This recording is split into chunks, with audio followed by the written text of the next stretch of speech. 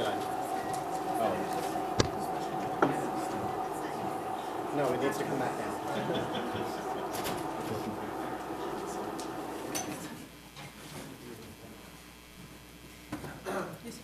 I think that's mine. Okay. Yes, you're there. Our third panel is entitled The Entry into Force and the Exercise of Jurisdiction. Two issues which personally I find absolutely fascinating for the crime of aggression and quite contentious at the same time. So without further ado, and not to take up any more of their time, I'd like to introduce the moderator for this panel, Professor Klaus Kress of the University of Cologne, whom you have all met this morning. And Professor Kress, if you'd like to come up and make a few remarks at the beginning, we can get started.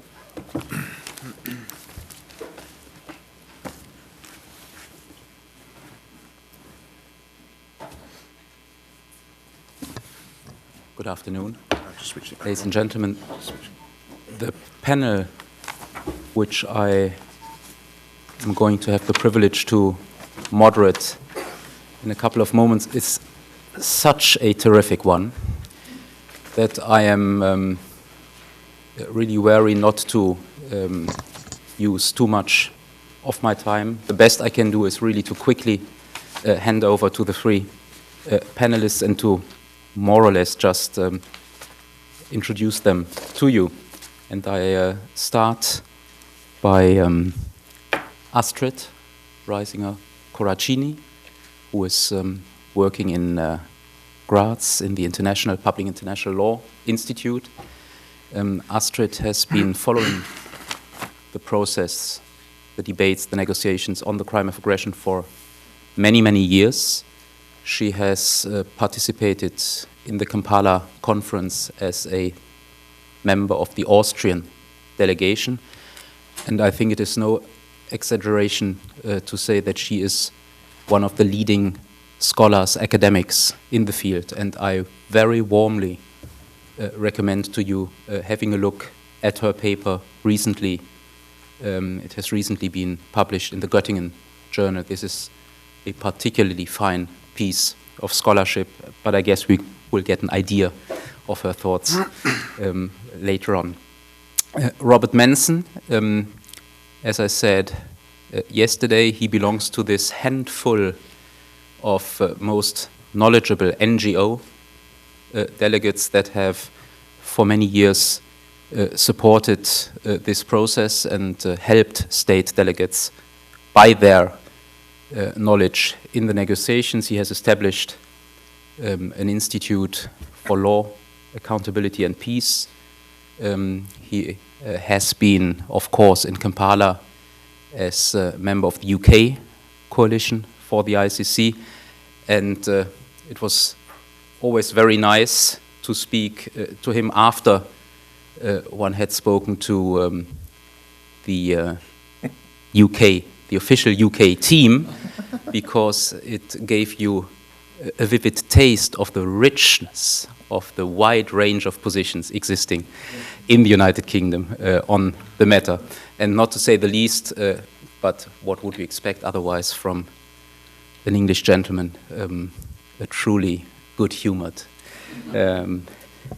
friend he has become over time, and you will certainly also in that respect enjoy his comments. Lastly, but certainly not least, Stefan Barriga. All those of you who have been present yesterday know that we have taken a toast on him in his absence, in absentia. But it was done with enthusiasm because Stefan, who is the deputy permanent representative of Liechtenstein to the United Nations, he has been playing a role in these last 5-6 years of negotiations, the importance of which cannot be overstated. And as I said yesterday, I say it again today, he, for me, is the impeccable mastermind behind the Kampala compromise. And because there is no better person to give you an idea of the story, the negotiation story behind this part of the package that we will now discuss, a thorny, tricky, to quite an extent legally complicated issue, the entry into force and the conditions for the exercise of jurisdiction. As there could be no better person to give you an idea, I turn the floor immediately over to Stefan. Welcome.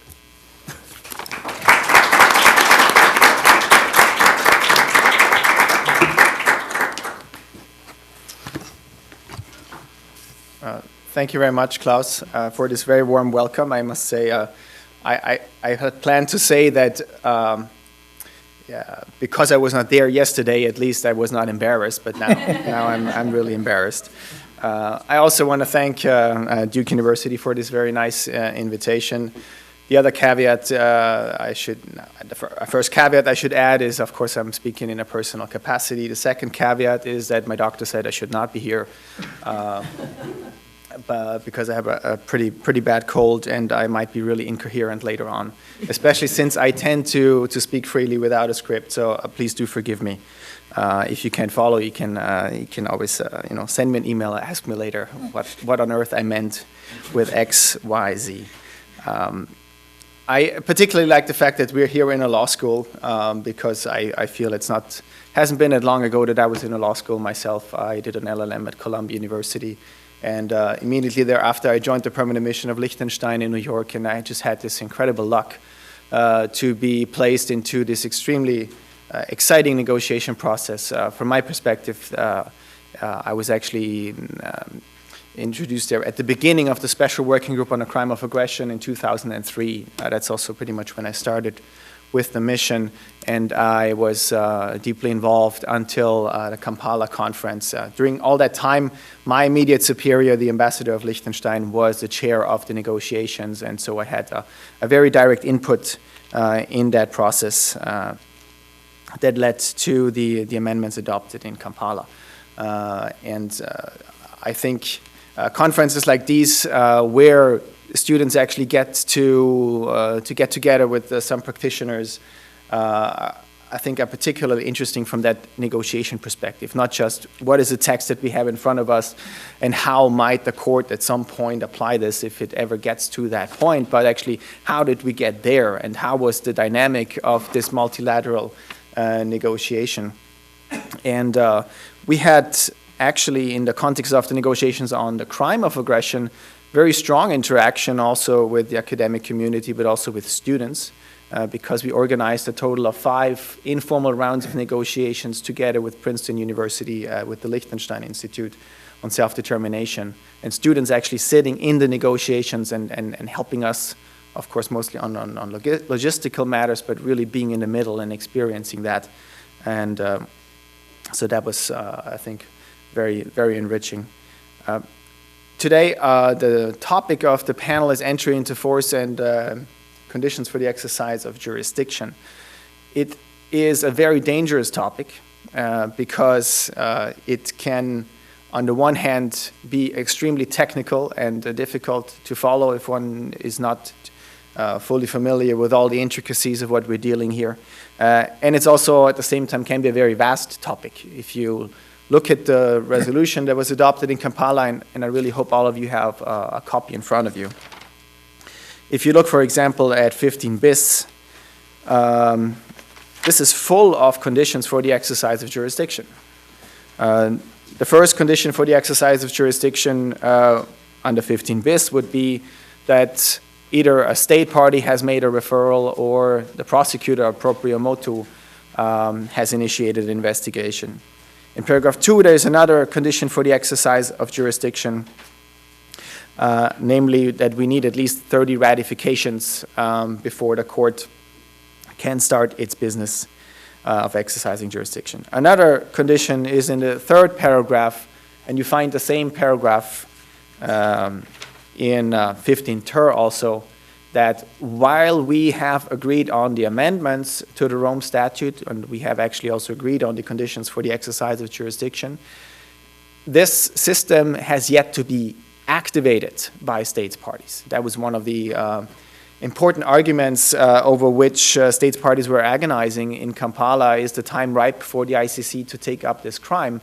And part of the solution is to say, well, on this one, we're actually not taking a definite position yet. The states parties have to get together again, no earlier than 2017, and say, yes, we want this now, and turn on the switch in 2017, or of course at any time later, if states parties, maybe in 2017, think it's premature to do so. Paragraph 4 of 15 bis is again full of conditions for the exercise of jurisdiction, talking about the question whose involvement we're talking about when it comes to aggression. This is about the involvement of states parties. Paragraph 5, another condition, it cannot be about aggression that involves non-states parties. Under 15 bis, non-states parties are excluded. And then paragraph 6 continuing with how the prosecutor should proceed once he thinks there may be a case. So there's actually a lot of material there, and I don't want to go into all of these aspects, but I would very briefly like to depict for you the arch of the negotiations on the two most important questions that affect the conditions for the exercise of jurisdiction. The first such question was the question of state consent, and it has been alluded to previously. It is a question that is only relevant actually here under 15 bis, namely whether we, excluding the situation of a Security Council referral, where it is very clear that that can be done irrespective of the consent of the state concerned. But what in a case of a referral by a state party, or what happens in the case of a proprio motu investigation? Do we, and that is the core of that question that we discussed, do we need the consent of the accused aggressor state for the case to go ahead? And as has been mentioned before, on this issue, only months before Kampala, the chair of the negotiations undertook a so-called roll call, and he basically called on delegations one by one and asked them that question, without repeating the question every time, but we had a total of 4 boxes and 4 options that dealt inter alia with this question. And I think it is fair to say that on this question, roughly, just on a question of consent of aggressor state, roughly half of the states parties wanted some kind of requirements that somehow the accused aggressor state previously have bought into the system, and roughly the other half wanted a system that is more protective because it would not require some type of consent by the accused aggressor state. On this issue, going into Kampala, at the opening of the Kampala conference, we did really not have much progress at all, and it was one of the 2 big open questions. The other being, and it's actually also a matter of conditions for the exercise of jurisdiction, what is the role of the Security Council? This is the second question. But on this first question, going into Kampala, we had a pretty much evenly divided membership.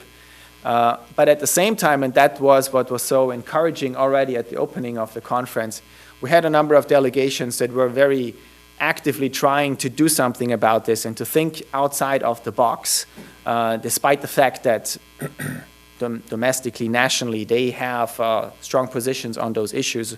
But they were aware that in such a multilateral negotiation where we are really striving for a consensus solution, people have to move.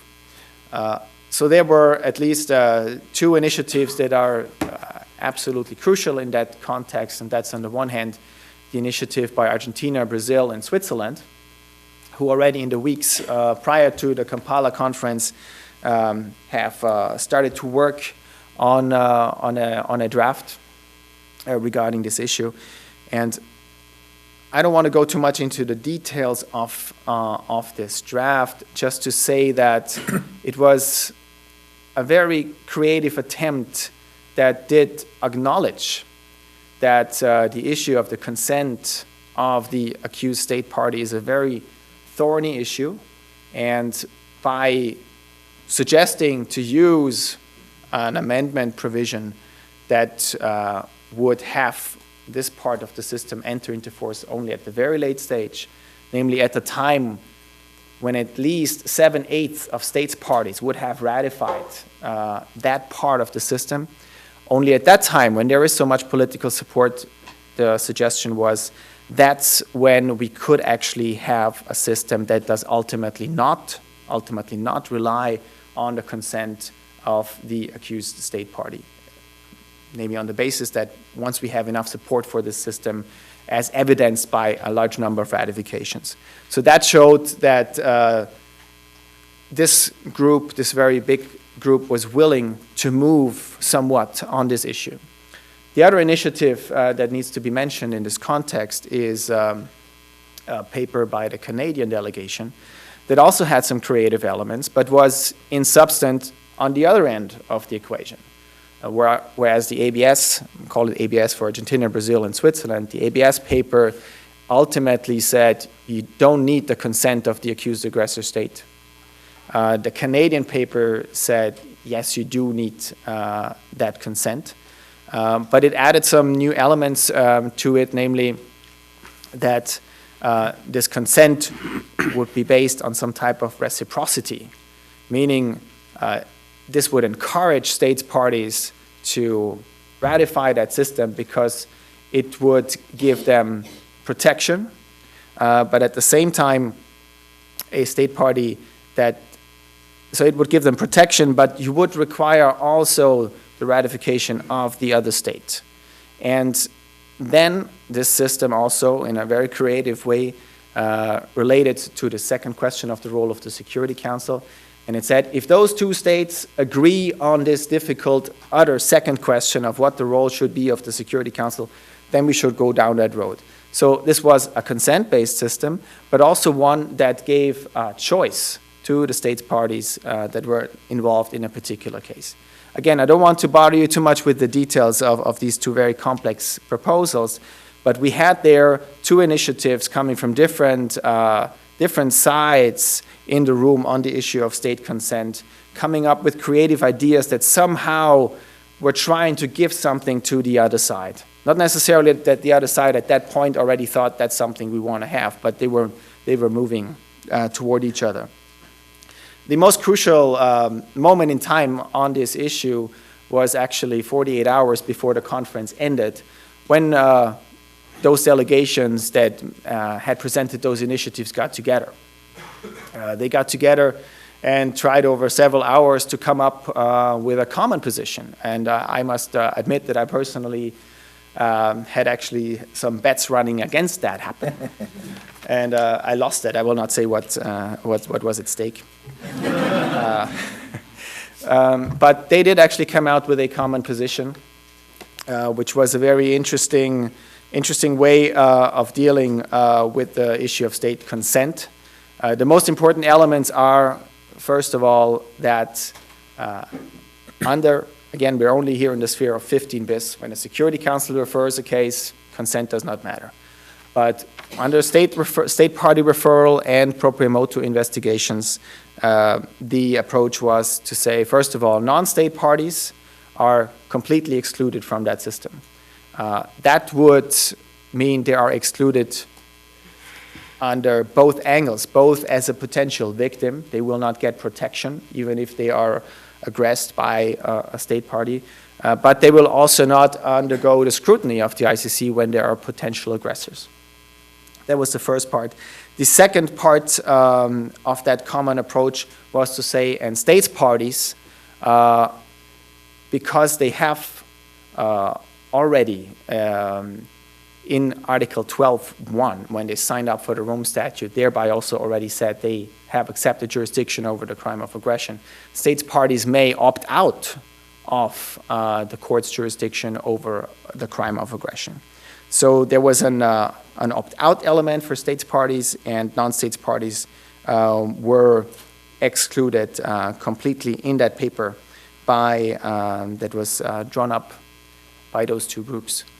And what was very important for the presidency of the conference was that there we had a process where states, parties, delegations took up an initiative to try to come up with a compromise, and that were willing to use that this idea and to spread that idea and get support for this idea. And the president then took some elements of that approach, of that common paper, and put that in his own paper. And there was about, well, in the end, 2 days, 1.5 days before the end of the conference, and thereby paved the way on this issue of state consent. Once that had taken place, once there was a convergence towards a system that is essentially consent-based in that it excludes non-state parties and it allows state parties to opt out. The second question, namely what the role would be of the Security Council, was put into a clearer perspective. What's always a problem in these kinds of negotiations is that you have so many loose ends and one question impacts the other. And the question of the role of the Security Council cannot be seen in isolation from the question, well, in what cases, in what situations would this even come up? So at the time, at this late stage, when we had come to a situation, for example, where it was clear where the council is not the one initiating the procedure, non-state parties would not come before the court at all, that issue had massively narrowed down. It had essentially narrowed down to the question, well, what can state parties themselves actively accept here as a filter for investigations to go forward? Because at this point, the role of the Security Council was under 15 bis, not a question whether the ICC can go forward with cases against non-state parties even without council approval. That is carved out. As the final amendments very clearly say, that's only possible when the Security Council refers the case. So at this point, on the second question of the role of the Security Council, we now had a basically delegations pretty much united on the other issue. And on the role of the Security Council, you now had a pretty lopsided picture. There was, of course, an overwhelming majority, and that was also quite clear from the roll call in March, that wanted, on the issue of the role of the Security Council, an ICC that's as independent as possible. On the other hand, of course, you also had very strong reservations from a good number of very important other states that had different views on that. But at this point in time, and now we are pretty much 24 hours before the end of the conference, what was very important for us, and in particular for my ambassador chairing the conference, was to make sure that in those last 24 hours, we remain on a path towards a consensus. This was certainly, I think, the most fragile and dangerous situation in the conference because the package had narrowed down very much. And there was a possibility that a large group of states would say, we're not willing to compromise on the issue of the council, and we'll just put this to a vote and we'll put it through on the basis of a vote and therefore on a divisive basis. So what we tried to do was at that point to come up with additional elements for a compromise that somehow could keep the whole picture together. And that is, I think, what you see in current paragraph 3 of 15 bis and 15 ter. And you also see it in paragraph 6, in paragraph 8 of 15 bis. So on this second question, the final compromise on the role of the Security Council was to, first of all, give a very clear primary responsibility to the Security Council on this issue.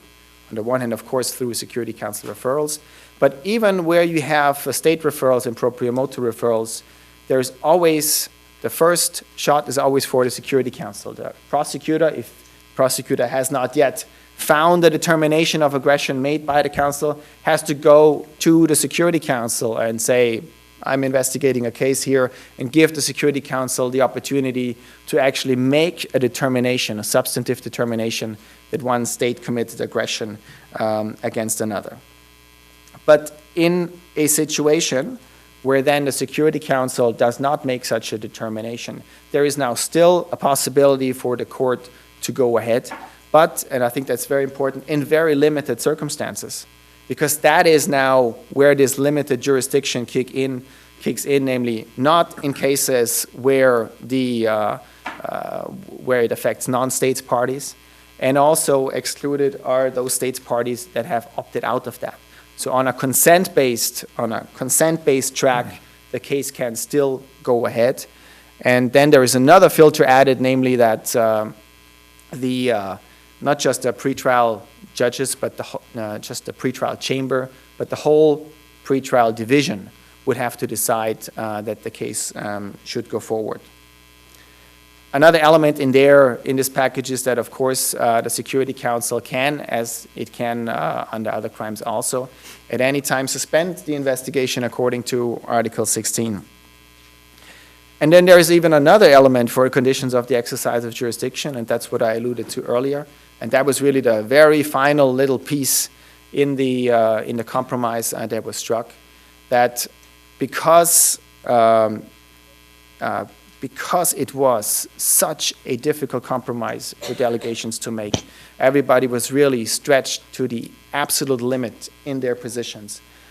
We suggested that maybe it would be wise to add a clause in there, which you find now in paragraph 3, that this system on which we're agreeing now in principle should only be activated once states parties again actually have the political will to do so, and once states parties think it is the right time to do so, and that would be no earlier than 2017.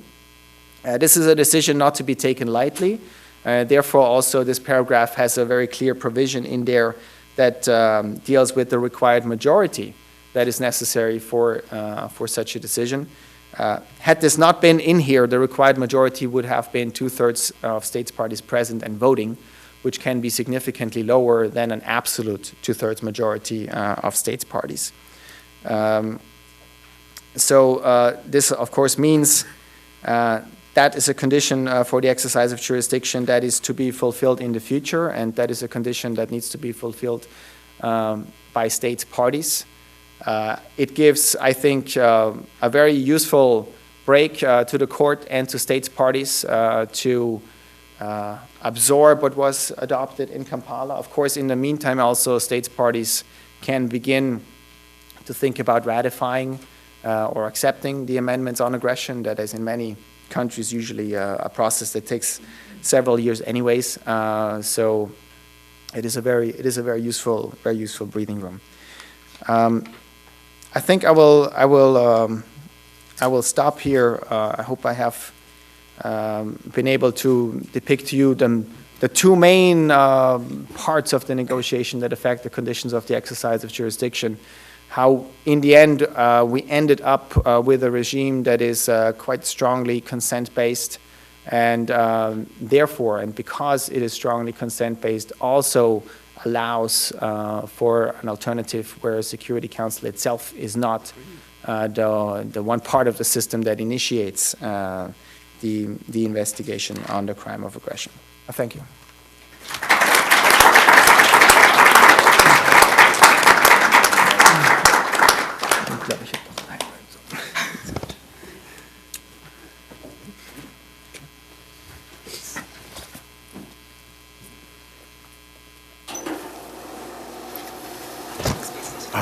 Right.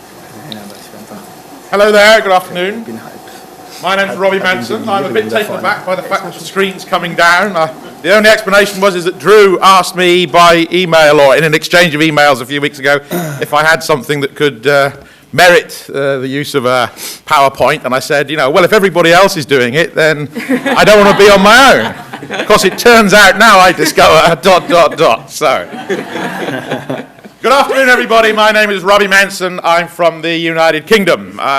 I did have, to some extent, the great misfortune to be born in England, but in correction to my learned friend Claus, I live in Wales, which is my mother's home country, and I was born of good stock Scottish blood, and I went to university originally both in Wales and Scotland. It was only when I had the greater misfortune in life to become a lawyer in my later ages that I went to university in London. So I just wanted to correct some of those points. And within just the first minute, if I may say so, I'm going to take the opportunity, if I may, to correct any unintended impression that may have been given by something that Jutta said this morning in answer to a point that I think was originally put by Sebastian.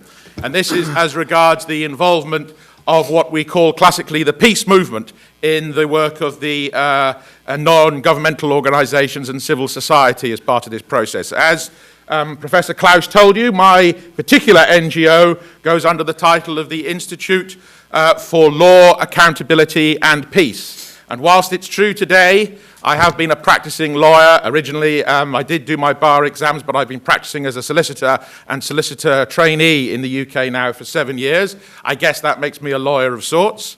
I certainly am not. I have no aspirations to become an accountant with regard to that second reference. But my commencement, my beginning in life, and the reason that brought me to this subject matter is because I am proud to say that I am a peace campaigner, first, foremost, and until my dying day. I have spent the greater part of my life on long coastal walks and sleepless nights in bed trying to formulate a long and complex code of moral convictions on my left arm. But it's true to say that during the greater part of the 1980s and 1990s, I accumulated a pretty significant list of criminal convictions on as long as my right arm here. And I remain as proud of them today as the day that I did them.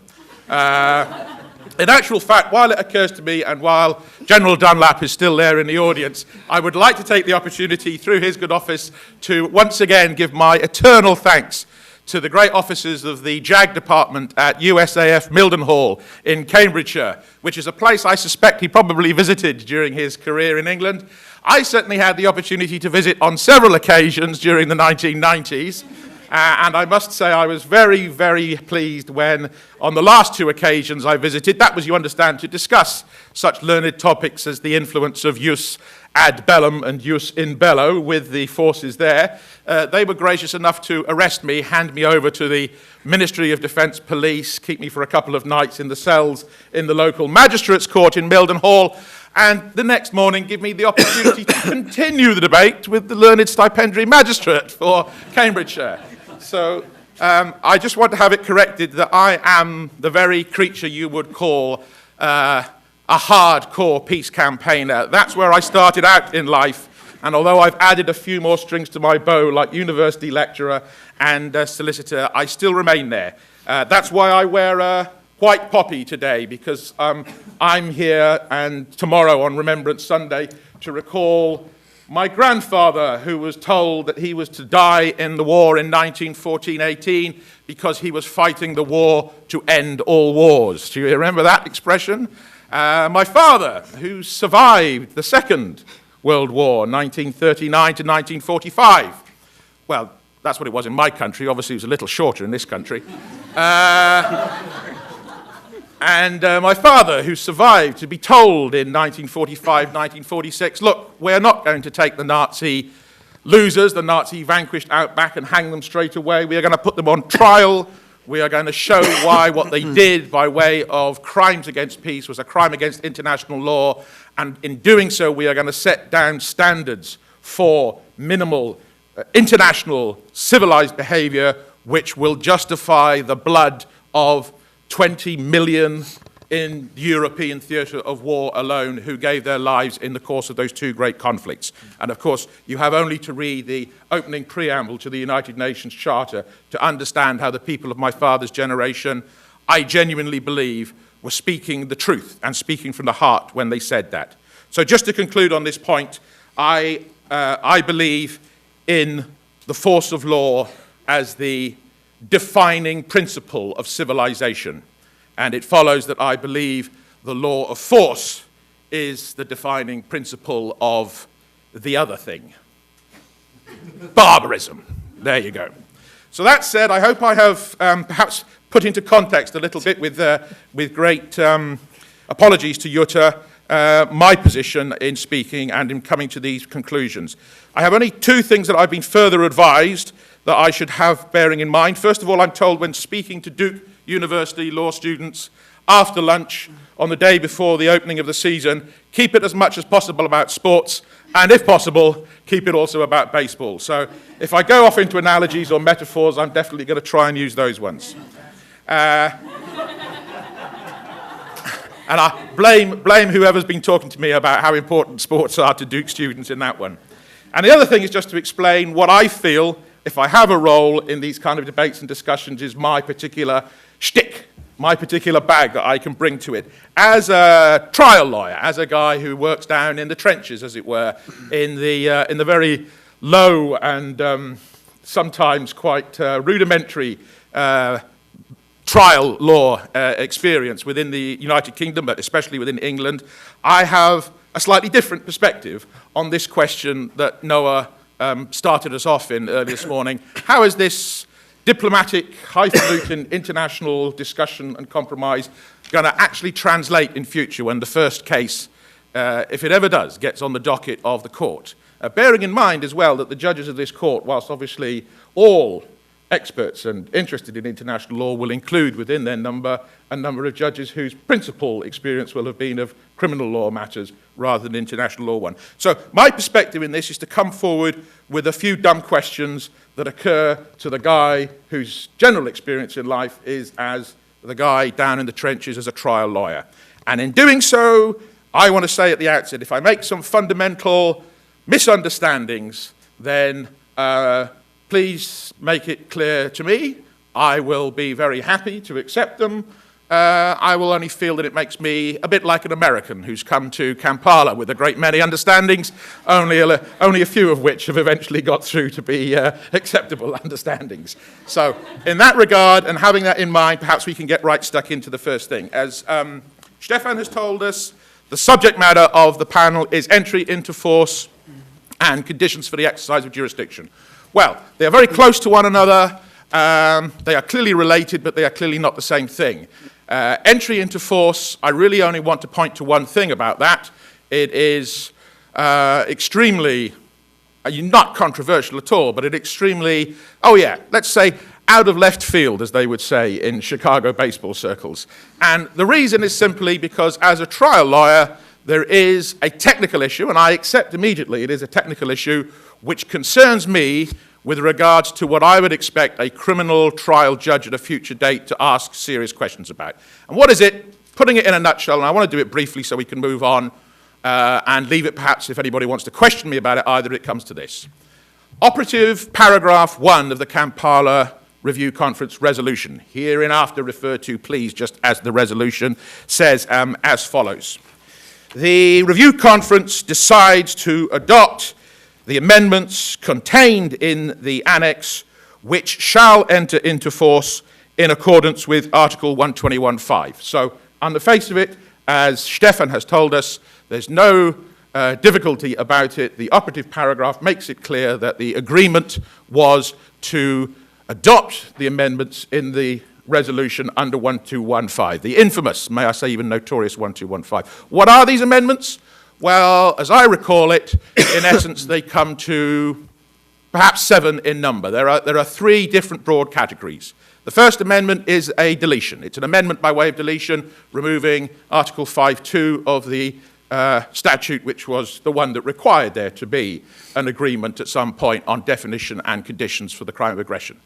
The next 4 really come into a second category, and that is they introduce for the first time new articles to the statute that didn't exist before. They are 8 bis, definition, 15 bis, conditions for exercise with regard to a referral by a state party or proprio motu, 15 ter, conditions for exercise of jurisdiction for a referral by the Security Council, and 25 paragraph 3 bis, which just plainly sets out the fact that in the application of the ancillary liability for accused parties under 25(3) generally. That will be limited in its application in the case of the crime of aggression to those who also only meet the qualifier of being in a leadership category.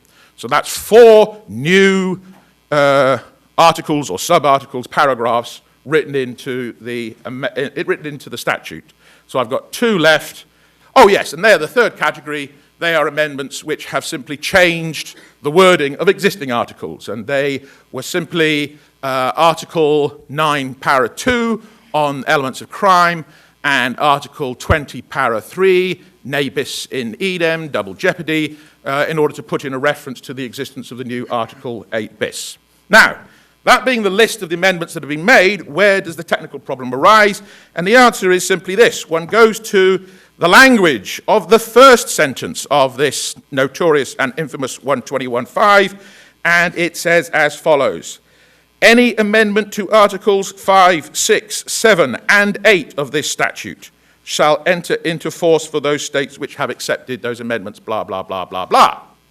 So the question from us, from the subterranean trenches, which we would be concerned about in a future trial is this.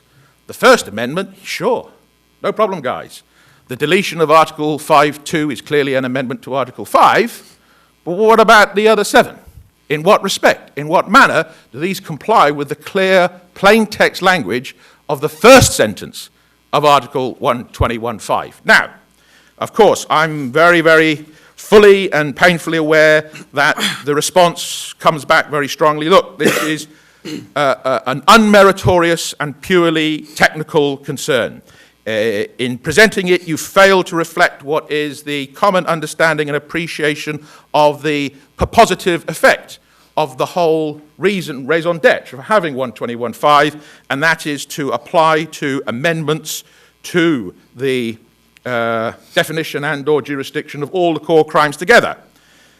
My simple question, and it's putting it out there, put it on the record, and then move on, is simply this. Where the natural and ordinary plain language meaning of the words can, at the very least, can, and in the view of many do result in a contrary interpretation, why is it we are so convinced that that contrary logic will be accepted by a future court, which in effect, I submit, is being asked to rewrite the plain meaning of those words of the statute? As far as a criminal judge is concerned, if I tried that argument in front of him in England, he would say to me, well, Mr. Manson, look, I appreciate you have got all kinds of contextual background, all kinds of travaux préparatoires to back up this positive effect of the clause, but I want to hear, first of all, why you say there is ambiguity, why there is contradiction in the language which allows you to persuade me I don't simply read it and apply it the way a simple Joe judge like me should do it. There's the problem. I'm not going to go into it any further, but I do think it's one that has to be considered. That's all I wanted to say about entry into force. Now it's time to move on to the real Jemmy, the real nice stuff, which is, of course, the other aspect of this, the exercise of jurisdiction. And here, I think, as Stefan perhaps has already alluded to, is the real question.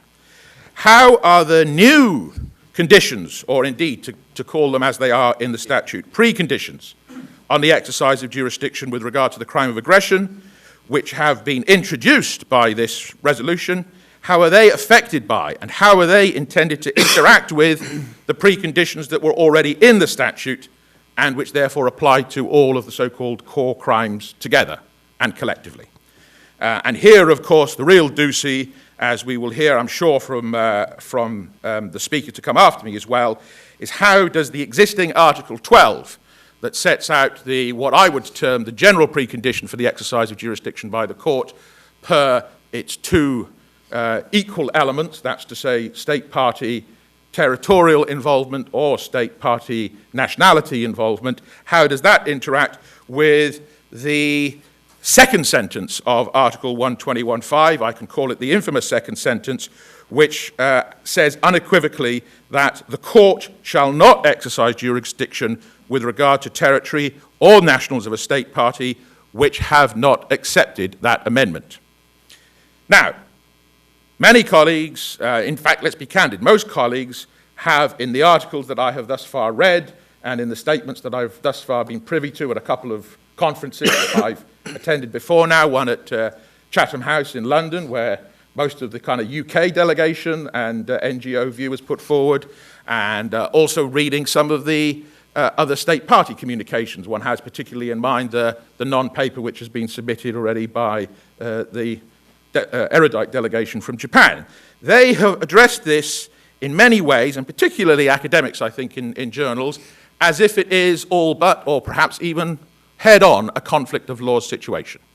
The way they want to address it is to say, this is pretty much like an all-in, knockdown, battle fest, just like a boxing match. Yeah, well, it's a boxing match going on in the garden. Madison Square Garden tonight, ladies and gentlemen. In the blue corner, we have Article 12.2, the Roman stallion, who's out there, who represented such a marvelous compromise between the world. 2 punches, you know, state party jurisdiction territory to be followed by state party jurisdiction nationality. And in the blue corner, we have this awkward, perhaps rather unfortunate gentleman who was also born in Rome and has come to us via Kampala, Article 121.5. This is a conflict. Who's going to win out in it? Those who favour the supremacy of Article 12 obviously point to its inclusion in the language of the new 15 bis paragraph 4. Those who favour 121.5 say, hey, look, just because it didn't feature in the resolution doesn't mean you can ignore the application of the plain language effect of those existing words. If you wanted to do that, you should have amended it, and you can't amend that under 121.5 because you have to amend it under 121.4. Now, my position, you perhaps having learned a little bit about my history won't be surprised, is I disagree with a bunch of them. I've thought about this a little bit since Kampala, and I have come to the moment, quite firm conclusion, this just ain't a conflict of laws position at all, people. Maybe it's because I'm a peace campaigner, I don't like to see conflict where I can avoid it. But the fact of the matter is, I think that is a misapprehension, and in particular, a misapprehension of the character, the species of the statutory provisions in question.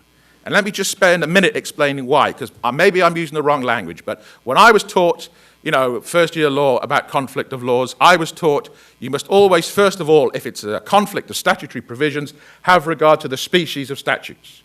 And in my jurisdiction, in my experience, we always categorize statutory provisions, and 2 of the most important are an enabling statute provision versus a mandatory statute provision. Now, if that's not language, you know, that gets used here in Duke University, let me take a moment to explain what those obvious words mean.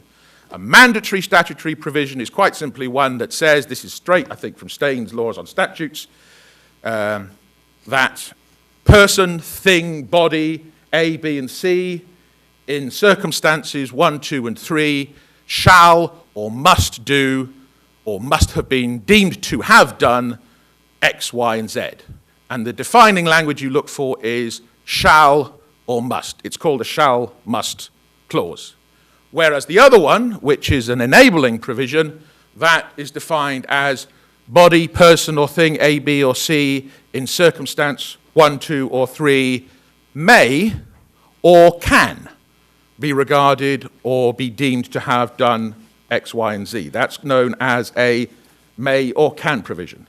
And my education certainly taught me that where you are looking at a conflict of laws situation, you must first of all be in the territory if it's a conflict of statutory provisions between those of equal status.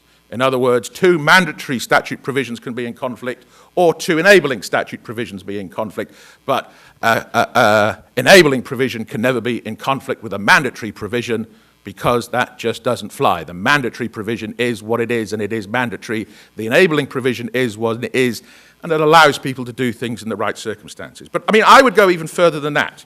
If we look at the infamous paragraph 2 of Article 12 now, you will see there in the language, in the case of an Article 13, para A or C, the court, may exercise its jurisdiction if one or more of the following states. Now, even before going to look at what the character, again, of Article 1215 is, let's just pause for a moment and consider, before we ever got into the territory of crime of aggression, given that this is an enabling provision, Was it in conflict with other provisions which also went to the issue of the exercise of jurisdiction by the court over the other core crimes? Take by way of a simple example the immediately preceding paragraph or article, Article 11, Jurisdiction Rationae Temporis, the one that set out the point in time when the exercise of jurisdiction first began.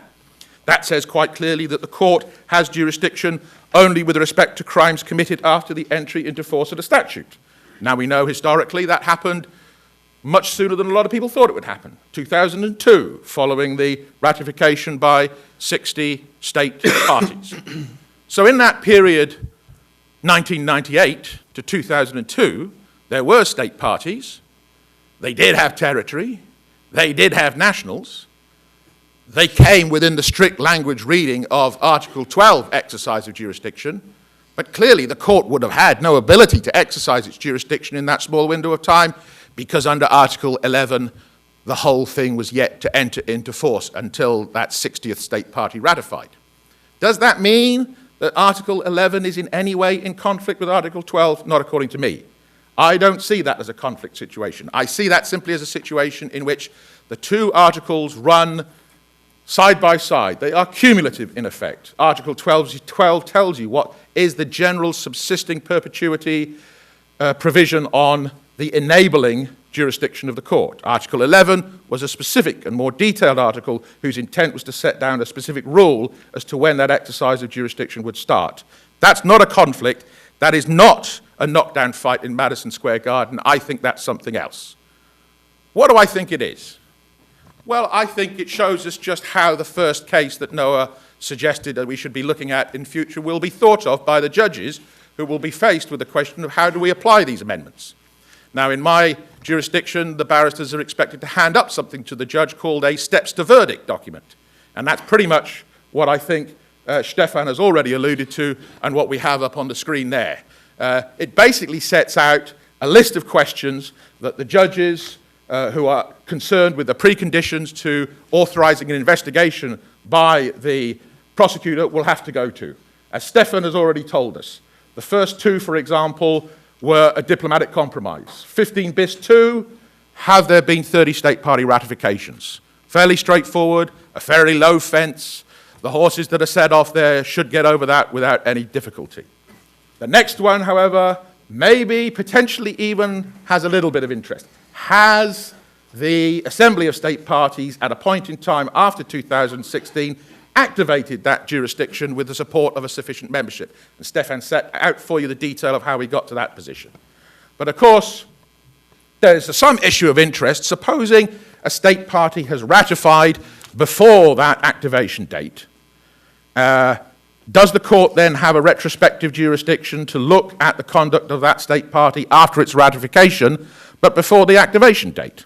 That's a question I'm putting out there. I think, with some of my colleagues to be quite happy that they probably do. But there's certainly others who may take a very different line on it. So it's not a simple hurdle. Then we get to the back straight. Then we get over to the JFK side of the field. Prosecutor interaction with the Security Council. Stefan's already taken us through this in some depth.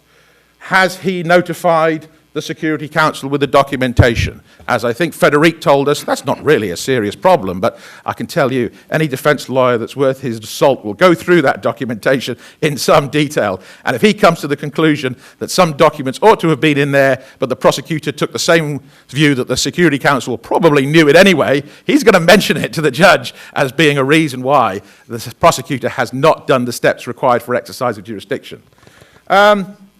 The second point I wanted to mention on that one, and I think it is going to be out there as a subject of future academic debate, supposing in that 6-month window of opportunity during which the Security Council is given the chance to make up its mind, supposing it does make up its mind, supposing it say, hey, you know what, in this case, we don't think this came anywhere near the gravity and seriousness for an act of aggression, and in exercise of our discretion recognized in Article 2 of the Annex to 3314, we're going to say it's de minimis and we're going to say there was no act of aggression. Is that binding on the prosecutor? Is that the end of the story? Now, at one time, the Belgian delegation seriously wanted to consider that, and they put forward a carefully worded proposal that they called the red light situation. But it never made it into the statute. Instead, we've got the question, has the Security Council made no such determination within 6 months? Well, no such determination means no determination that there has been an act of aggression. So the argument can certainly be made. If they do make a determination that there has not been, that is not such a determination as removes the jurisdiction under the current wording of 15 bis. And boy, that would set a little political cat amongst the pigeons, because that would still suggest that a, shall we say, prosecutor with the cojones who really wanted to take the Security Council on board could still try and come back to the court and say, I'm not bound by that decision, and I claim that you're not. Anyway, let's get into the home straight. Time's running out. We have 3 hurdles that gets us back into the standard home straight track. And Stefan, to a large extent, has taken us through them. Does the situation or case before the court involve a non-state party? If it does, under the new 15 bis 5, that seems to be the end of the argument. There is an interesting question here, and Astrid may have a chance to address it. Does that mean that the non-state party does or does not have the entitlement under para 3 of Article 12 to lodge an ad hoc declaration saying, notwithstanding we don't have to accept the jurisdiction, nonetheless, we choose it to be politically expedient to vindicate the conduct of our country, and in this instance, for the purposes of this particular situation, we're going to make a declaration under 12.3. Now, does that fly in the face of 15 bis 5 or does it not? I put it out there as a question. That's a hurdle. Finally, we've got the last 2 hurdles. We have the acceptance of the amendments by state parties. So that's a reference to the bad boy. That's a reference to 121.5. That's a reference to whether or not the diplomatic consensus to which Stefan referred us actually achieved what it wanted to do. Did it say that state parties who want to be exempt will have to declare an exemption? Or is it not the case, as was said, for example, recently at Chatham House, and as is clearly the case that's set out in the Japanese non-paper, that that only applies where the state party has first of all declared its acceptance of the amendment. If the state party hasn't declared its acceptance of the amendment, 121.5 second sentence applies, and the court has no jurisdiction. The mere fact that it's not specifically averred to in the Kampala resolution, whereas the option to opt out is averred to in para 4, that doesn't matter. You don't have to rewrite an existing situation into a resolution. An existing situation subtends unless and until it is removed by amendment. That's the case for those. And then finally, we have that last reference, which is, let's point out, very different in species. You'll note that the top one says acceptance of amendments by the states parties, whereas the alternative, which is put forward by many colleagues as being the equivalent, is non-acceptance of the jurisdiction by states parties. But they're not the same things. They will very largely have the same effect, but they are very much not the same things. And one of the most important elements why they're not the same things is those states parties who do not accept the amendments can neither invoke the jurisdiction of the court if they are victims, no more than they can become accused parties if they are accused as aggressors. Whereas, if you look at the language of non-acceptance of the jurisdiction under 15 bis 4, that ain't the same natural meaning of the words in my submission, people. The natural meaning of those words are they cannot be accused, or if they are accused, they cannot be subject to the exercise of jurisdiction. But if they are the victims, or the alleged victims, they can still go to the court and say, hey, you can't get us, but we've decided we want to come here and get a bit of protection from you. And that's very interesting, because a lot of the states parties who, in my book, were those who argued most vehemently for this state party right to opt out, were amongst some of those state parties who, at the appropriate moment in Kampala, when an amendment was put forward by my great colleague from Ljubljana, from the Moldovan delegation, was quite seriously criticized for trying to import an element of reciprocity into a criminal law statute.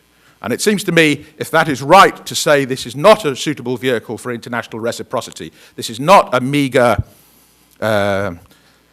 like commercial settlement instrument, this is a criminal law statute and it's not appropriate for reciprocity, then that argument ought to rule to say a state that chooses to opt out of the jurisdiction should neither be allowed to invoke it in its own support if it is a victim state. So those are the special hurdles, in my view, which come under the new amendments. And right at the bottom there, we have a couple of lines which I say set out what the judges are going to have to consider under Article 15 if they get to that point, and they have still got runners in the race. And we're now down into the final stretch where all the horses and all the races come in, and we have our standard hurdles. And they are, of course, under paragraph 4 of Article 15. Is there a reasonable basis, principally a factual basis, to proceed with this investigation, Mr. Prosecutor? Satisfy me. And finally, but yes, still there, but not exclusively, does this court possess the jurisdiction? It's called, does it appear to fall within the jurisdiction of the court? And yes, in order to answer that question, they must, of course, go to paragraph 2 of Article 12. Do we have state party territorial or nationality jurisdiction? Now, that's how I see a court in a future date having to address itself to a steps to verdict document in this. Can I conclude with just 2 minutes, Chair, if I may, by saying this? I don't know I'm going to live to see that day, people. I don't know. You're all mainly very young and a great deal healthier than I am. But I wouldn't want, like Stefan has advised us, to place too many bets on any of you living long enough to see that day. This is no unfortunate series of hurdles that have been put up at the Aqueduct racetrack for this race to go through. This has been a deliberately, over many years, and perhaps we would say decades, minimum, lowest denomination compromise that will allow something to begin to let us go. But I do invoke you, if you haven't got the kind of patience, the kind of fortitude, the kind of optimism which Ben Ferencz has exhibited in the kind of 6 decades of his life to date, and which I am in awe of, that he still comes back and he still believes before God is going to snatch him from this earth, he will see some viable exercise of jurisdiction. If you haven't got that, don't start, booking your holidays to The Hague just yet, in my book. This has been, for me, an interesting intellectual exercise, but it is not the start of the road to the first prisoner in a jail cell in The Hague for being a national leader that has committed aggression. I foresee this as going a long way up the mountain. Maybe some people from this brow top can see that mountain top, but a bit like Mr. King, I don't know I will be there with you when you get it, and I still having some difficulty seeing through the clouds. And I will conclude with this, Mr. Chair. For me, the very best thing that came out of Kampala was actually none of this. For me, the best thing was the fact that we now have a reasonably uncontroversial, certain, and accepted definition of the crime of aggression in Article 8 bis. And the reason why I'm so happy about that is because my workload has now really moved from the Assembly of State Parties to getting back to my home country, where I was dragged from unwillingly to engage in this exercise and to think about incorporation, adoption of the crime of aggression into the domestic law of the United Kingdom. Because there, baby, let me tell you, we know how to run a race. We know how to jump a few hurdles. And undoubtedly, you probably have heard the case that those who occupy the Palace of Dreams in Whitehall, the Foreign and Commonwealth Office, have already made it quite clear that as far as they're concerned, this story has got nowhere to go in the course of the next 7 years. It's all dead now. We should move on to more important things. Well, I remember I once made an intervention in New York and concluded it in Welsh, ar Cymraeg, as is my wont. And the president of the Special Working Group, who went on to become the President of the Assembly, commented at the end of it, thank you very much, Mr. Manson, the delegates to the NGO from the United Kingdom. I don't really know why they call it United so much. And I think Ambassador, His Excellency Christian Veneveza, may have touched on a raw nerve there, which he didn't even know he was really doing at the time in joke. Because I'm going to leave you with a new bit of nomenclature that Robbie Manson's going to add to your great armory of nomenclature. We've heard today a great deal about state parties, non-state parties. Davis, in fact, reminded us about non-state actors. Have you heard yet about sub-state parties? I suspect not.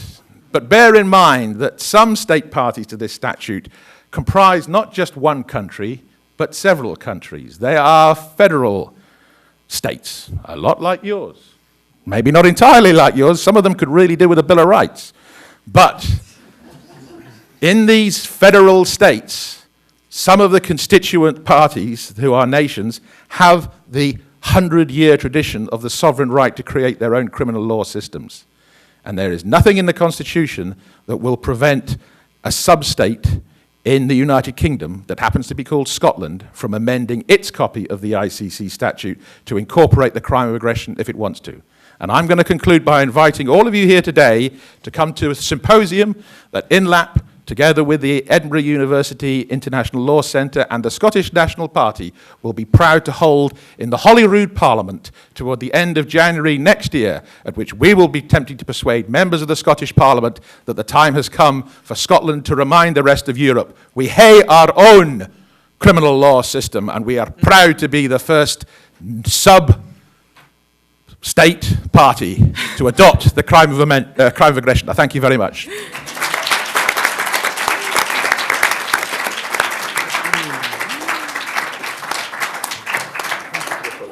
Nobody asked me for the papers. No.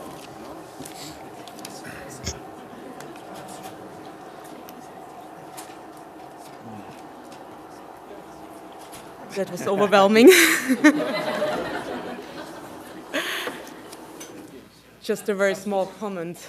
I don't want to disappoint you, but I know of some sub-states that do have the crime of aggression in their national penal code, and that's the sub-states that form the Union of Bosnia and Herzegovina.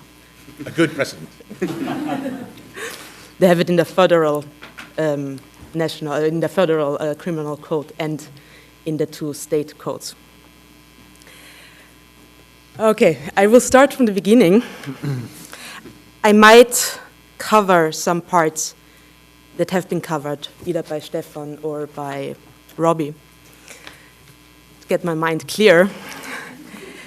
And maybe just to repeat some things, because it's really a very complex issue that we are dealing with. So first of all, just a very quick word of thanks also to the organizers. I'm really enjoying being here. And I've been to some conferences before and also to some conferences on aggression. And I particularly enjoy this day. It's a very vivid discussion and it's really great. And also thank you to our chair. I'm particularly flattered. Stefan has talked a lot about consent. And if we, in the context of an international treaty, of course, when we talk about consent, what comes to our mind, clearly it's the consent to be bound. It's a general principle of international law. It's established under customary law, it's established in the Vienna Convention of International Law, that a state that does not consent to a treaty is not bound by it. And I think this goes without saying also for the Rome Statute.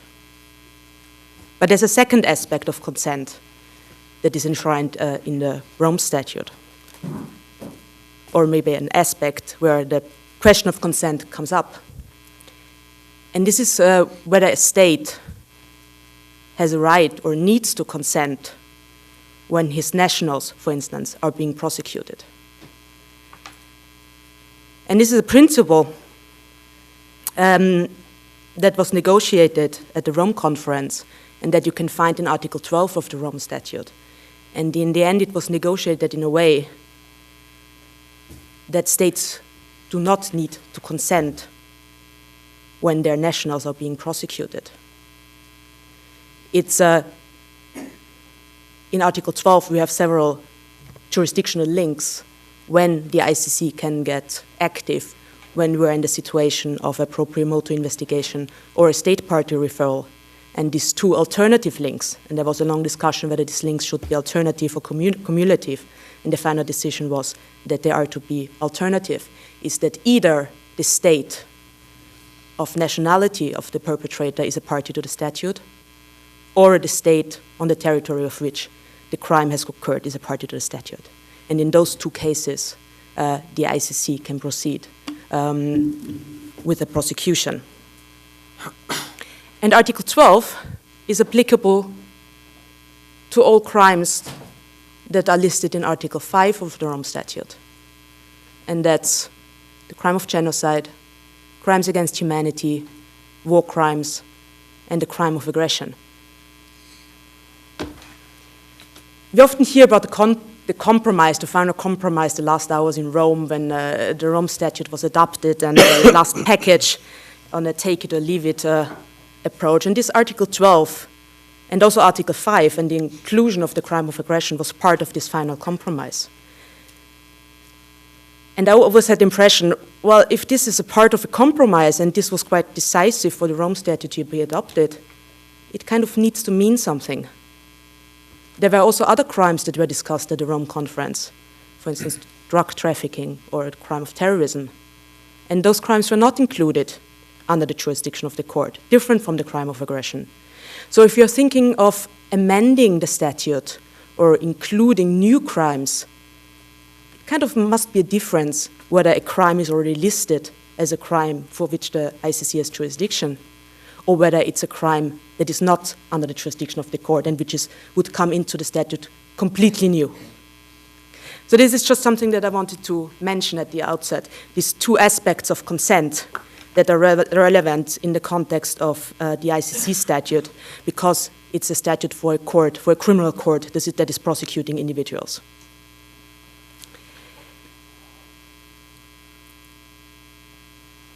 Let me start by taking some of the aspects, some of the conditions for the exercise of jurisdiction that were already mentioned. And let me explain a little bit why I think that the compromise that was achieved in Kampala is a very good one. It has many positive aspects. We were starting at the outset from Article 5. I already explained that in Rome, states decided that the crime of aggression falls under the jurisdiction of the ICC. But Article 5, paragraph 2 of the ICC statute says that the ICC can only exercise this jurisdiction once a provision is adopted that defines the crime and sets out the conditions under which the court can exercise its jurisdiction. So this was the outset, but what does it mean, conditions? There was, I think, quite a strong view before the Rome Conference, during the Rome Conference, and also immediately after in the negotiations. Actually, the only topic that was discussed was the possible role of the Security Council. A possible role of the Security Council in addition to the role that it already had under the statute.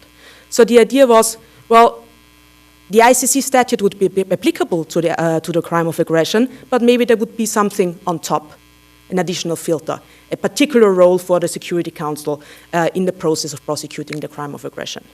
And as Stefan explained, I think, very well, it was only in probably the last 2-3 years that the idea of potentially solving the question of a potential role of the Security Council, which was very disputed, through the idea of state consent, maybe a double state consent, not only of the state that wants to be bound by the statute, but also to consent to the exercise of jurisdiction, that this might be a way out of the dilemma.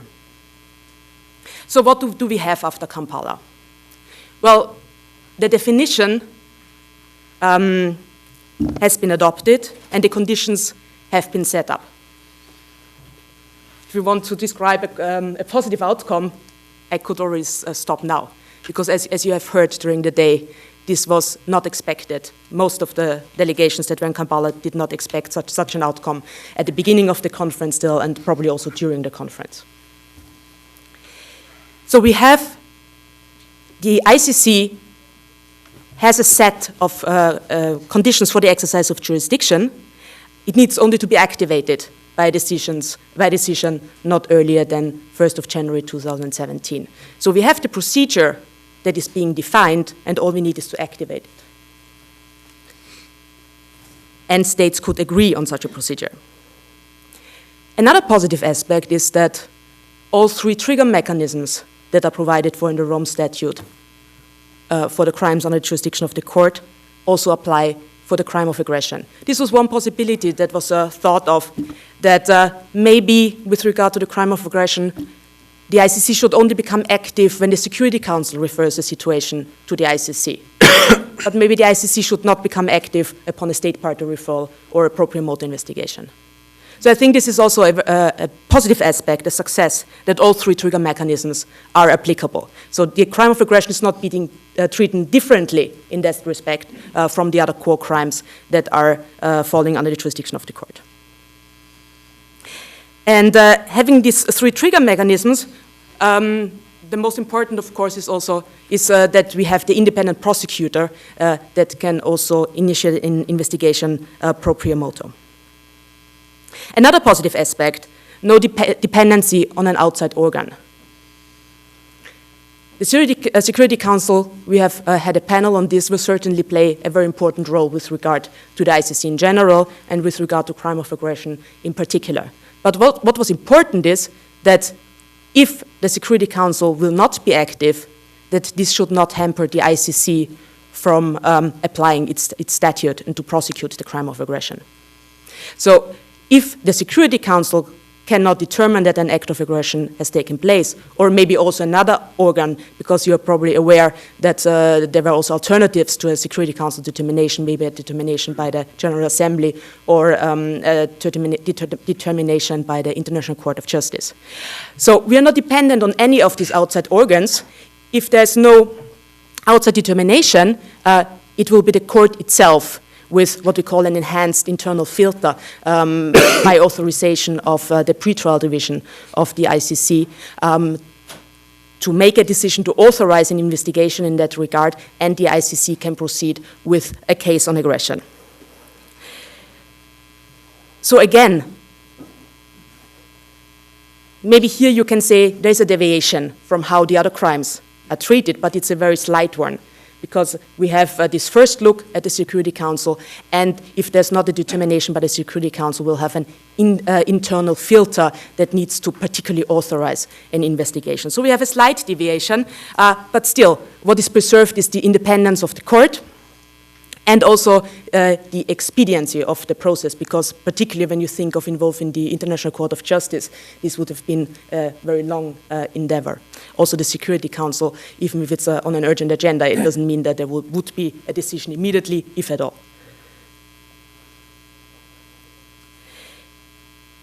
So all three trigger mechanisms are applicable to the crime of aggression. And we have two provisions that deal with those. It's Article 15 bis and Article 15 ter.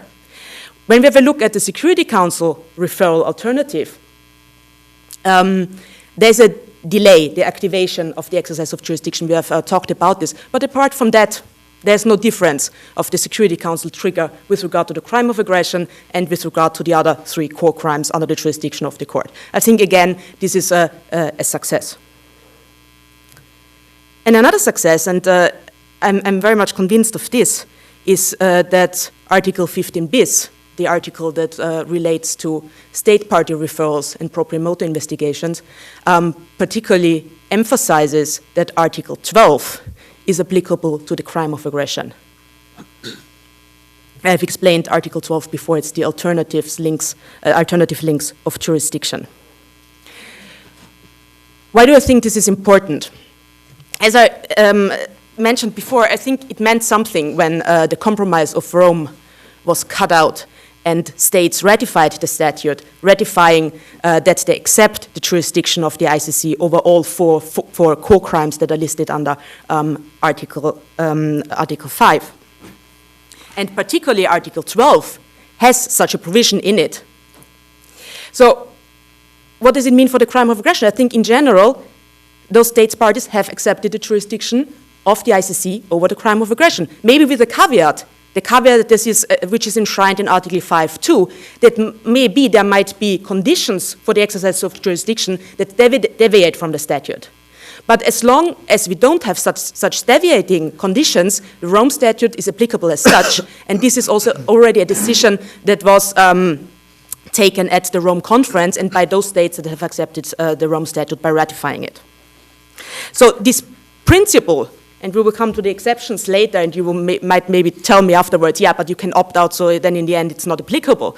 Yeah, maybe, but the principle is that Article 12 is applicable for states parties because they have agreed to it. And I think this is a very important principle. And to sum up what I've just mentioned, we do have some exceptions that I'm going to talk about right now, but those exceptions are very limited. They only apply to those situations where a state party refers a situation to the court or where the prosecutor initiates a pro prio motu investigation. So what was done in the way to Kampala and at Kampala is, there was a political reality that we need some exceptions. We need to have some safeguards for states to come on board and to join the consensus. But the idea was to keep those exceptions very limited as possible, and to preserve the integrity of the ICC statute and of the court as much as possible. Now, what are the exceptions, the shadow side of the compromise of Kampala, or what Professor Kress referred to yesterday so eloquently, the inequality in the application of the law? Most importantly, and this is sometimes not so clear, but I think this is really the most important, or the exception that goes farthest, that's only the ICC's exercise of jurisdiction is only activated, or will only be activated, with regard to acts of aggression by states parties. We don't have an activation of the exercise of jurisdiction over the crime of aggression in general. We need to have an act of aggression committed by a state party. And in addition to that, we have the possibility for states parties to opt out, and of course there's the so often cited exception from the jurisdiction over nationals or the territory of non-states parties. And this is sometimes overemphasized, I believe, particularly the exclusion of jurisdiction over non-state party nationals, because this provision will have a very limited scope of application. Because if we already exclude the exercise of jurisdiction over acts of aggression by non-state parties, there is only little room that we would have nationals of non-states parties participating in acts of aggression of states parties. We might think of situations of joint acts of aggression of a coalition, and we have some states parties and some non-states parties, they act together, and then maybe the lines of command are not very clear, and so there might be also a national of non-state party, of a non-state party that might be liable for an act of aggression committed by a state party. But to exclude this, we have this additional safeguard. So I'm not particularly happy with these exceptions, but it was a price, I think, to be paid to have a definition for the crime of aggression and, I believe, more or less workable conditions for the exercise of jurisdiction.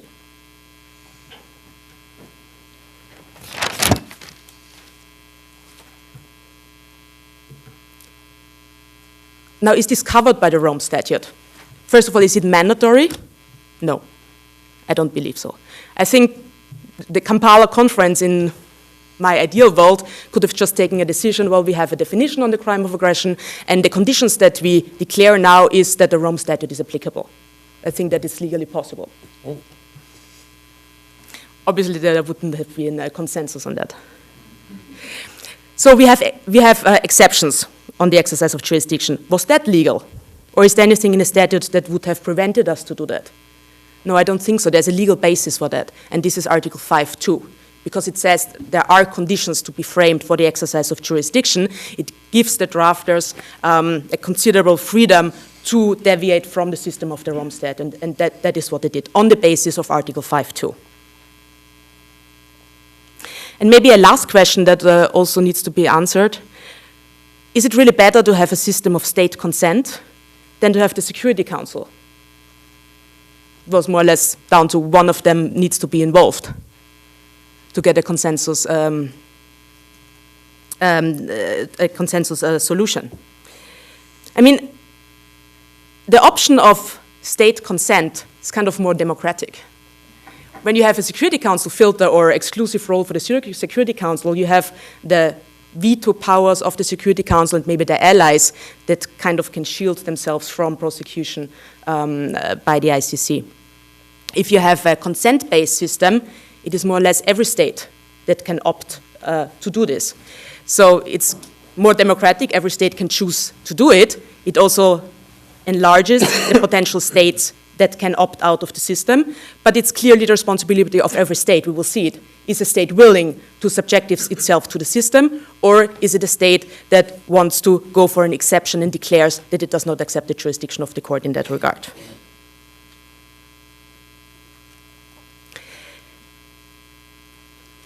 I should come now back to Robbie's speech and the question,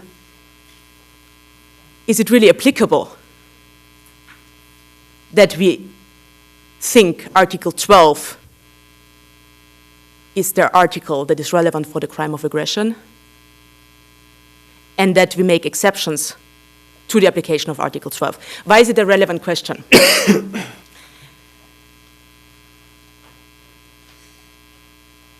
It was not very clear from the very outset when we talk about the crime of aggression. There was a large number of states that were of the opinion that I also share, that the crime of aggression already falls within the jurisdiction of the court. So do we really need an amendment to get aggression fully fledged into the statute? And essentially there were three options that were considered by the special working group, or that were brought up in the context of the negotiations of the Special Working Group on the crime of aggression. One was a very literal approach that started from Article 5.2, where you see the phrase, to adopt a provision on aggression in accordance with Article 121 and Article 123. And then when you go back to Article 121 and Article 123, you find one provision that talks about adoption of a provision, and that is Article 121, paragraph 3. So the argument that was put forward, well, we are speaking of adoption, so let's adopt the definition and the conditions, and then the ICC is able to exercise its jurisdiction. It was a minority opinion, if I need to emphasize this. But I think it was an important opinion because the reasoning for it was that the crime of aggression already falls under the jurisdiction of the court. And the same reasoning was applied by quite a large group of states, namely those states that argued that Article 121, paragraph 4 has the right procedure to activate the crime of aggression.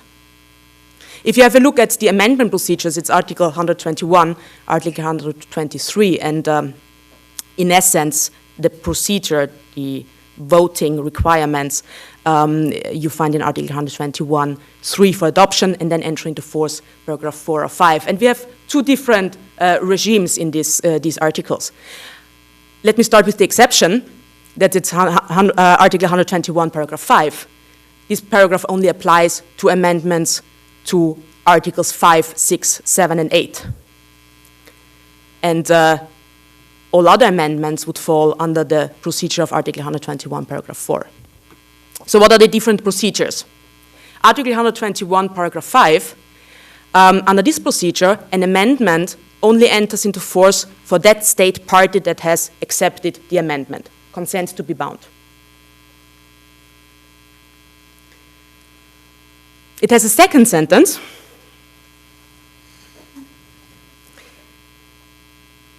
that says that with respect to a state party that has not accepted an amendment, the ICC shall not exercise its jurisdiction over the nationals of those state party or on the over the territory, a crime committed on the territory of a state party that has not accepted this amendment. And I think Robbie gave a very textbook-like lecture on shall and may, and what trumps what. I have a very particular understanding of this second sentence of Article 121.5, because usually, as also Robbie did, it is understood, I think, as the solution to a conflict of norms. That it is understood as saying something else than Article 12, paragraph 2 says, and at the same time giving the solution, namely that Article 121.5 trumps Article 12 with regard to new crimes, crimes that are added to the statute, meaning that we do not have an alternative jurisdictional regime anymore, but we need to have both states concerned being parties to the statute for the court to exercise its jurisdiction. So this is the one regime. The other regime, Article 121.4, applies to all other amendments, not of a technical nature. There we have a slightly different, easy amendment procedure. So for all other amendments, an amendment enters into force after 7/8 of states parties have accepted it. Before that, it is not applicable, but after 7/8 of the states parties have accepted it, it's applicable to all states parties, with those states parties that have not accepted being able to get out of the statute. So it's two very different regimes. And there were good arguments, I think, being brought forward for any of these regimes being applicable for the crime of aggression. But I think what is important in this context is not so much the arguments that were brought forward for a particular regime, but I think what is more important are the arguments that were brought forward why the other regime should not apply. And that were the following. Those states that were for the application of Article 121, paragraph 5, they were particularly concerned that we would have this effect that the amendment would be applicable to all states parties, and they didn't want that. And those states parties who were for the application of Article 121, paragraph 4, and this also includes those states parties or state party that was for a solution that only includes the adoption of amendment, they argued that the crime of aggression already falls within the jurisdiction of the court, so we cannot apply the amendment procedure that is meant for a new crime to come within the jurisdiction of the court or to alter the definition of a crime. Because we already have aggression in, it has a particular position that was assigned to it already at the Rome Conference, and any compromise that we take on the crime of aggression must respect this particular position on the crime of aggression. And I think in the end that is what we have with the resolution. It kind of goes back to this compromise of Rome, accepts that Article 5 and already also Article 12 refer to the crime of aggression. And you find also a hint in the enabling resolution. I think Robbie also cited it. The resolution says that the review conference decides to adopt, in accordance with Article 5, paragraph 2 of the Rome Statute, the following amendments. And I think this reference to Article 5, paragraph 2 very much invokes this idea that the crime of aggression already is part of the statute and that states parties already have agreed for an exercise of jurisdiction over the crime of aggression in accordance with Article 12. And since the conditions that have been adopted do not provide otherwise, Article 12 in principle, if a state party does not opt out, is applicable. Now, what is the problem that Robbie also referred to? It's that in the same operative paragraph, we also have a reference to entry into force in accordance with Article 121, paragraph 5. There's no problem with the first sentence of Article 121, paragraph 5 in that regard, because what it says is simply that the crime of aggression, the amendments, the provision on the crime of aggression only is applicable to those states parties that accede to it, that accept it. It's kind of a state-by-state approach. The question is more with regard to the second sentence. And here I put forward two potential solutions. One is that you adopt an interpretation of the second sentence of Article 121, paragraph 2, that was partly discussed also in the special working group on the crime of aggression, but certainly did not get a majority there. That the sentence as such already does not have the power to override the jurisdictional regime of Article 12. Or the second solution would be that you allude to the particular position, to the special position that the crime of aggression has within the structure of the statute, and since it pre-exists an amendment to the statute, the second article that would be interpreted as overriding Article 12 is not applicable to the crime of aggression because states have already decided beforehand that Article 12 applies to the crime of aggression and they have not provided otherwise in the conditions for the exercise of jurisdiction. I think I will leave it to that with my first remarks, and I'm very sure we will come back to it in the discussion. Thank you very much.